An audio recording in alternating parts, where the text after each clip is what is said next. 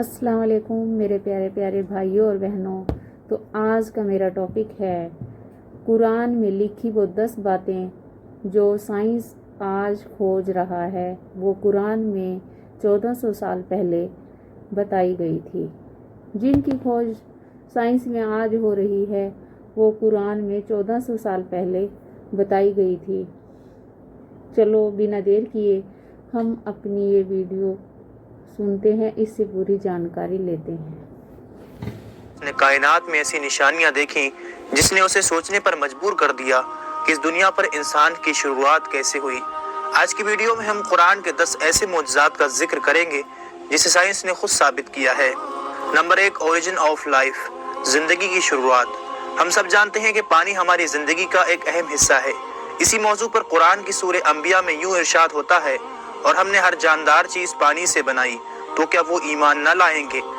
आज हमें साइंस बताती है कि जमीन पर रहने वाली मखलूकात के सेल्स पानी से बने हुए हैं। मसलन किसी भी इंसान के सेल्स को अगर स्टडी किया जाए तो वो 70% पानी से बना हुआ होता है, और इसकी तस्दीक माइक्रोस्कोप के आविष्कार के बाद ही हो पाई है, जिसका आविष्कार 12वीं सदी में हुआ। लेकिन कुरान ने 1400 साल पहले ही बता दिया कि जिंदगी की शुरुआत कैसे हुई। नंबर 2, लोहा, जो कि जमीन पर मुख्तलिफ सूरतों में पाया जाता है, मगर ये जमीन की धातु नहीं है, बल्कि ये आसमान से यहाँ आया है। ये अपने आप में चौंका देने वाली बात है, मगर ये हकीकत है। साइंस ने एक खोज निकाला है कि अरबों साल पहले कुछ सितारे धमाके से फटे और ये मेटेरॉइड्स यानी बड़े बड़े पत्थरों के जरिए ये लोहा हमारी जमीन पर आया, जिसका जिक्र हमें 1400 साल पहले कुरान की सूरह हदीद में यूं मिलता है। और हमने लोहे को जबरदस्त ताकत देकर उतारा ताकि इंसान इसका फायदा उठा सके। नंबर 3, आसमान हमारी हिफाजत करता है। जमीन को सूरज की अल्ट्रावायलेट शुआओं से बचाने के लिए आसमान एक अहम किरदार अदा करता है। अगर आसमान नहीं होता तो सूरज की रेडिएशन जमीन पर जिंदगी को जलाकर खत्म कर चुकी होती।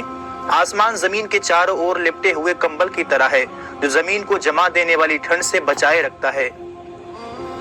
आसमान के ऊपर का टेम्परेचर -270 सेंटीग्रेड होता है, यानी ये ठंड जमीन पर जिंदगी को जमाकर खत्म कर सकती है, मगर आसमान हमें सूरज की अल्ट्रावायलेट शुआएं और शदीद जमा देने वाली ठंड दोनों से ही महफूज रखता है। कुरान में अल्लाह आसमान का जिक्र करते हुए फरमाता है, और हमने आसमान को एक महफूज छत बनाया और वो लोग उसकी निशानियों से मुंह फेर लेते हैं। नंबर 4, पहाड़। कुरान हमारा ध्यान पहाड़ों की तरफ एक बहुत ही खास पहलू की तरफ खींचता है। कुरान की सूरह नबा में यूं इरशाद होता है कि हमने जमीन को आराम करने वाली जगह नहीं बनाया और पहाड़ों को मेखे।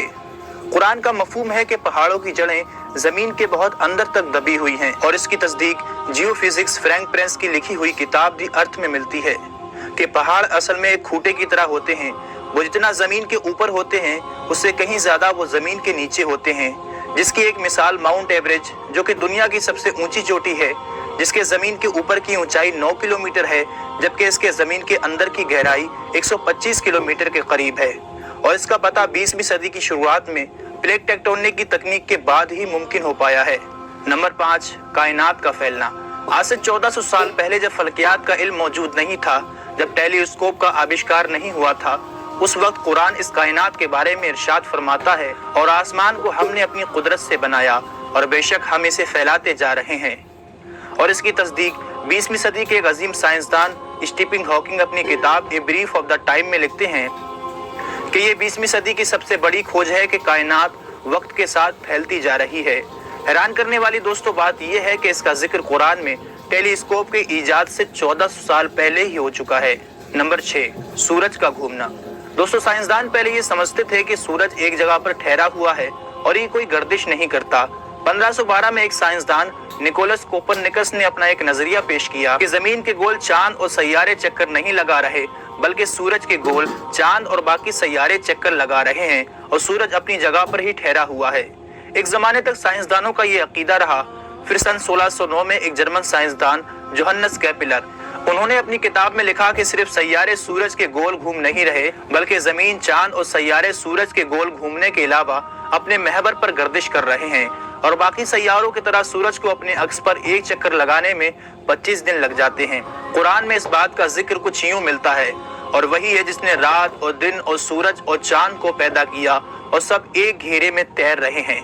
एक जमाने तक दोस्तों फल्कियाती साइंसदानों के मुताबिक قرآن کے اس دعوے کو غلط سمجھا جا رہا ہوتا، لیکن آج ہم جانتے ہیں کہ قرآن کا سورج کی گردش کے مطابق یہ دعویٰ آج کی سائنس بالکل سچ ثابت کرتی ہے۔ نمبر 7، سمندر۔ قرآن کی سورہ نور میں اللہ ارشاد فرماتا ہے، جیسے کسی گہرے سمندر میں اندھیرے ہوں جس کو اوپر سے ایک لہر نے ڈھانپ لیا ہو، اس لہر پر ایک اور لہر ہو، پھر اس دوسری لہر پر بادل ہوں، اندھیرے ہی اندھیرے ہیں، ایک کے اوپر دوسرا اندھیرا ہے کہ جب کوئی اپنا ہاتھ نکالے تو اسے اپنا ہاتھ بھی دکھائی دیتا معلوم نہ ہو، اور جس کے لیے اللہ نور نہ بنائے اس کے لیے کوئی نور نہیں۔ عام طور پر دوستو یہ سمجھا جاتا ہے کہ لہریں سمندر کی اوپری سطح پر چلتی ہیں، جبکہ سائنس یہ تصدیق کر چکی ہے کہ لہریں سمندر کی اوپری سطح پر ہی نہیں بلکہ نیچے بھی ہوتی ہیں۔ یہ لہریں انسان کو عام آنکھ سے دکھائی نہیں دے سکتی، بلکہ ان کو صرف خاص ٹیکنالوجی کے ذریعے ہی دیکھا جا سکتا ہے۔ قرآن میں سمندر کے اوپر چلنے والی لہریں اور اس کے اوپر بادلوں کے بارے میں ذکر ہوا ہے۔ قرآن کی یہ بات صرف اسی لیے قابل تعریف نہیں ہے کہ وہ سمندر کے اندرونی لہروں کے بارے میں ذکر کرتا ہے، بلکہ اس لیے بھی ہے کہ یہ سمندر کی گہرائی کے اندھیرے کو بھی ذکر کرتا ہے۔ آج کے دور میں انسان زیادہ سے زیادہ بنا کوئی آکسیجن یوز کیے 70 میٹر کی گہرائی تک ہی جا سکتا ہے۔ وہاں پر کچھ روشنی ضرور معلوم ہوتی ہے، مگر ہم بات کرتے ہیں 1000 میٹر گہرائی کی تو وہاں بالکل اندھیرا ہے، اور اسی بات کو اللہ نے قرآن میں ذکر کیا جس کا سائنس کو پتہ آج چلا ہے۔ مگر قرآن میں سمندر کے اندر لہریں اور اس کے نیچے اندھیرے کی بات 1400 سال پہلے ہی موجود ہے۔ نمبر 8، جھوٹ بولنا اور ہماری دماغ کی حرکت۔ دوستو حضور صلی اللہ علیہ وسلم کے دور میں ایک آیت کو ابو جہل کے اوپر اتارا گیا، کیونکہ ابو جہل بار بار جھوٹ بولا کرتا تھا۔ اس کے بارے میں اللہ سورہ العلق میں یوں ارشاد فرماتا ہے، اگر وہ باز نہ آیا تو ہم ضرور پیشانی کے بال پکڑ کر کھینچیں گے، وہ پیشانی جو جھوٹی خطا کار ہے۔ اس آیت میں دوستو دماغ کے سامنے والے حصے کو جھوٹا اور خطا کار قرار دیا ہے۔ یہ آیت 2 وجہ سے بڑی خاص ہے۔ پہلی یہ کہ ہمارے دماغ کے سامنے والا حصہ ہی ہماری سوچی سمجھی حرکتوں کا ذمہ دار ہوتا ہے، جسے فرنٹل لوب کے نام سے جانا جاتا ہے۔ دوسرا یہ کہ فرنٹل لوب ہی دماغ کے جھوٹ بولنے والے کام کو کنٹرول کرتا ہے۔ آج کے دور میں کی گئی کئی ریسرچوں سے یہ ثابت ہو چکا ہے کہ دماغ کے آگے والا حصہ ہی ہماری حرکتوں اور جھوٹ بولنے کا ذمہ دار ہوتا ہے، اور انسانی دماغ کا یہ فنکشن 20ویں صدی میں سائنس کے ایڈوانس ہونے پر ہی ہمیں معلوم ہوئے ہیں، جبکہ قرآن اس طرف اشارے کب کا کر چکا ہے۔ نمبر 9، انسان کو درد کا محسوس ہونا۔ دوستو کافی لمبے عرصے تک لوگ یہی سمجھتے رہے ہیں کہ درد کو محسوس کرنے والے سیلز ہمارے دماغ میں ہوتے ہیں، حالانکہ بعد میں یہ تحقیق سے پتہ چلا کہ درد کو محسوس کرنے والے پن ریسپٹر سیلز ہماری کھال میں ہی ہوتے ہیں، اور ان کے بنا ہم درد کو محسوس نہیں کر سکتے۔ اس کا ذکر قرآن کی سورہ نساء میں کچھ یوں ہوتا ہے، بے شک وہ لوگ جنہوں نے ہماری آیتوں سے انکار کیا ہم انہیں آگ میں جھلسائیں گے، اور جب ان کی کھال جل جائے گی تو ہم انہیں اس کے بدلے دوسری کھال دیں گے تاکہ وہ درد کو لگاتار محسوس کر سکیں۔ بے شک اللہ زبردست حکمت والا ہے۔ دوستو قرآن میں اس کا ذکر 1400 سال پہلے ملتا ہے کہ درد کو محسوس کرنے والے سیلز ہماری کھال میں ہی ہوتے ہیں، نہ کہ دماغ میں۔ اس کی کھوج اب آ کر 20ویں صدی میں ہوئی ہے۔ Number 10، the big bang. ہماری دنیا کیسے وجود میں آئی؟ دوستو 80 سے 90 سال پہلے دنیا کا سب سے بڑا اور اہم سوال یہ تھا کہ یہ دنیا کیسے وجود میں آئی۔ پھر اچانک 1931 میں ایک سائنسدان جارج لیمیترے نے کہا کہ یہ یونیورس پہلے ایک سنگل پوائنٹ یعنی ابتدائی گولا تھا، پھر ایک بڑا دھماکہ ہوا جس کی وجہ سے یہ چاند، سورج، ستارے اور ہماری یہ دنیا اور ساری کہکشائیں وجود میں آئی، جسے سائنس کی زبان میں کہا گیا دا بگ بینگ یعنی بڑا دھماکہ۔ سائنس نے یہ تحقیق تقریباً 50 سال پہلے کی کہ کس طرح یہ کائنات وجود میں آئی، مگر قرآن میں اس کا ذکر ہمیں 1400 سال پہلے ملتا ہے۔ کیا انکار کرنے والے یہ نہیں جانتے کہ یہ زمین اور آسمان ملے ہوئے؟ انت میں یہی کہنا چاہوں گی کہ آج کی ویڈیو آپ کو بہت اچھی لگی ہوگی۔